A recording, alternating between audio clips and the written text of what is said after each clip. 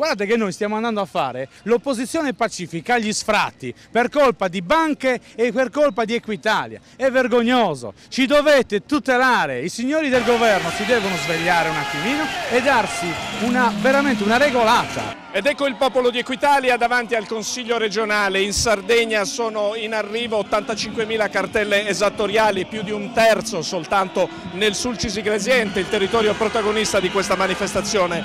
Altri 75.000 sardi sono stati già avvisati e devono pagare o stanno pagando più di 1,5 miliardi di euro, praticamente un quarto dell'ultima finanziaria varata appunto dal Consiglio.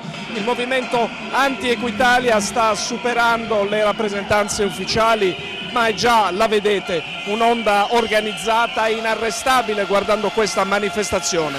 Da Facebook alla piazza, da 5.000 contatti al giorno al corteo contro quello che viene definito il mostro della riscossione e che, a detta dei suoi azionisti, l'Agenzia delle Entrate e l'INPS, è vittima di una campagna che mira a rappresentarlo con una visione distorta. Abbiamo proposto di verificare l'articolo 51 dello Statuto Speciale, titolo sesto, che ci consente di chiedere lo stato di crisi, intervento d'urgenza, attraverso poi l'applicazione della Costituzione italiana, articolo 77. L'unica soluzione è questa.